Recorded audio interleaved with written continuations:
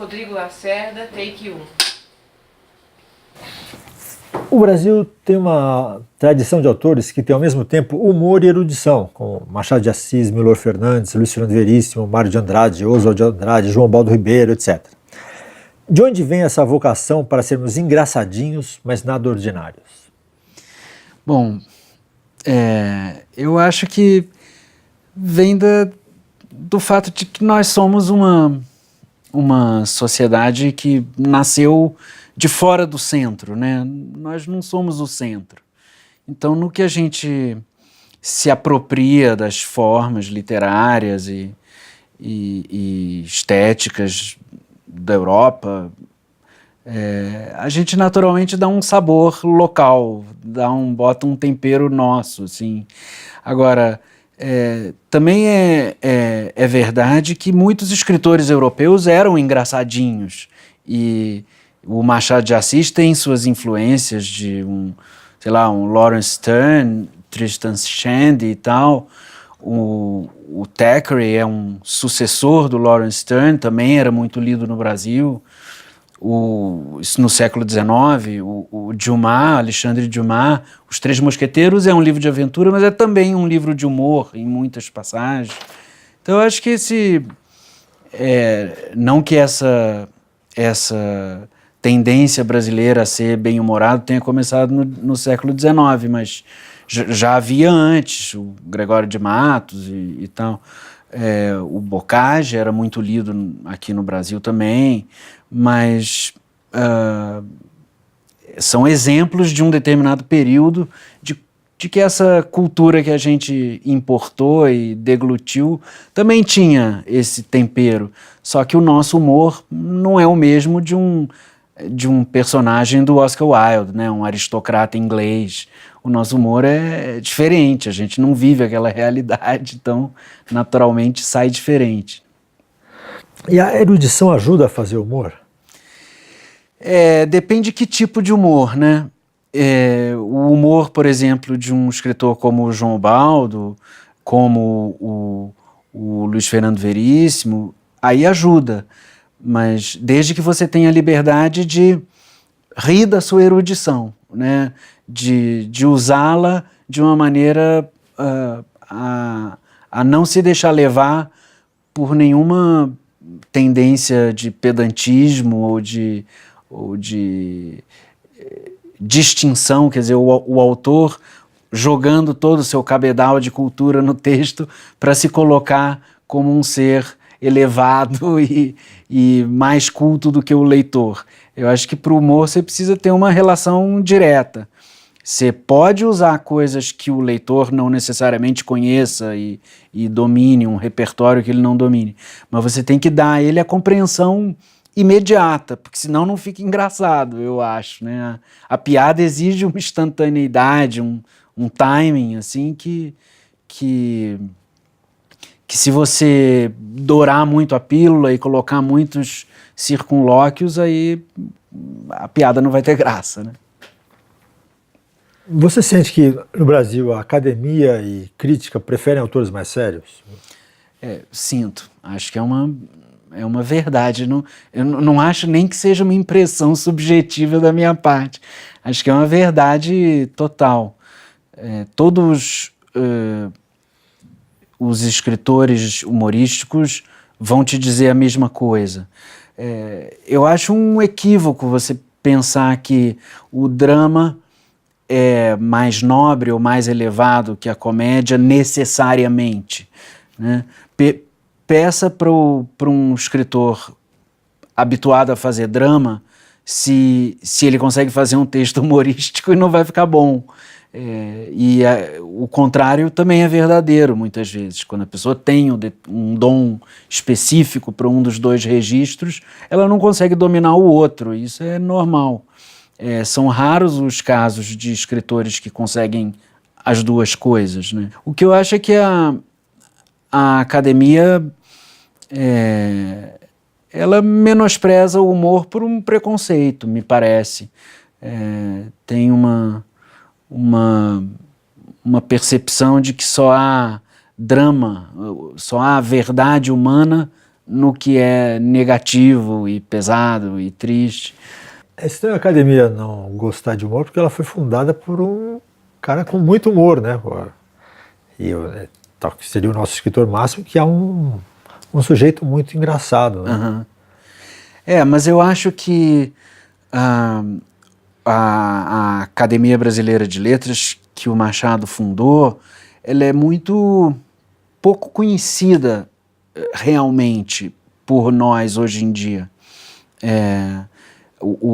Há uma ruptura, né, da percepção que se tinha da literatura até aquele momento com o modernismo, e não digo necessariamente em 22 da semana, acho que demorou um pouco mais até, digamos, um cânone de vanguarda se firmar e passar a ser a régua pelo qual tudo é medido. E segundo esse cânone, tudo que veio antes era pernóstico, pedante, afrancesado e distante da nossa vida de brasileiros e tal. E, de fato, havia muito de pernosticismo, pedantismo e tal, mas mesmo um autor como Coelho Neto, por exemplo, que é, digamos assim, a epítome de tudo que é cafona na literatura da Primeira República, do fim do Império, ele tem ele tem livros humorísticos. Ele tem um livro, se não me engano, se chama O Álbum de Caliban, que é contos eróticos e burlescos e tal, e que é muito divertido. Quer dizer, eu acho que tem um preconceito, e os autores que estavam com o Machado na academia, muitas vezes a gente conhece só pelas suas obras máximas, que muitas vezes ofuscam livros que na época até tiveram sucesso e tal, e que são livros humorísticos, e que são livros onde esse pedantismo e tal não está tão presente. A obra deles não era sempre do mesmo jeito. O escritor não escreve todos os livros segundo a mesma forma, necessariamente, né? Então tem muita gente ali que tem um pedaço da obra que é pouco conhecido ou descartado por causa dessa resistência. Sei lá, eu não vejo porquê desse preconceito, porque eu acho que a vida tem momento para tudo.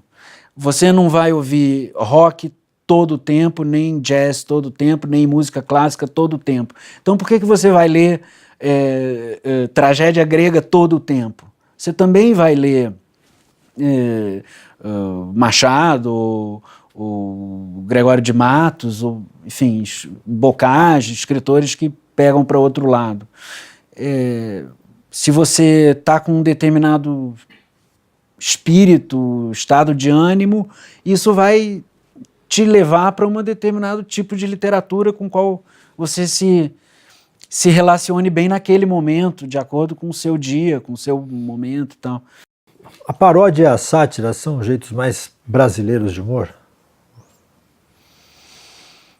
Olha, eu acho que a sátira não me parece, pelo menos, porque na literatura inglesa, que eu conheço melhor um pouco, tem bastante de sátira e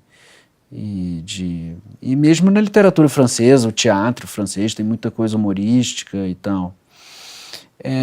A paródia, talvez, assim, eu pensando um pouco no Vivo Povo Brasileiro, por exemplo, do João Ubaldo, ele é um épico e antiépico ao mesmo tempo.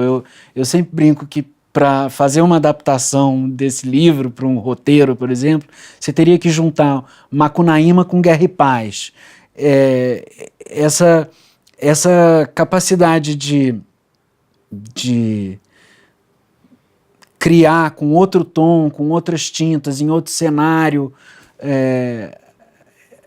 digamos, muitas situações que a literatura europeia já tinha trabalhado. Isso é uma forma de paródia, e talvez isso seja mais característico do Brasil e dos países não não centrais, né, da periferia do capitalismo. Está na natureza do humor ser um tanto desrespeitoso? Acho que sim, alguma ironia tem que ter, né, alguma coisa, assim, uma agulhada, eu acho que ele acaba sempre dando, mas é isso, como eu falei do Essa em relação aos personagens dele.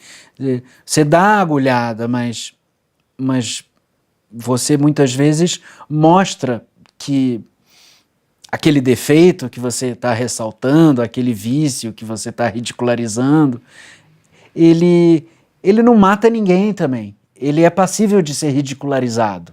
Ele não é tão grave assim, ele não é tão nocivo. O humor desarma o mal quando ele ri. Então eu acho que ele é uma boa vacina para essas coisas e para neutralizar enfim, as dificuldades de convivência, as dificuldades da vida e o temperamento dos personagens. Quando você aborda eles com humor, o cara pode ser o maior vilão do mundo, mas ele fica, digamos, não que ele deixe, que ele fique inofensivo, mas você se protege melhor. O humor também é uma maneira de você contra-atacar, né?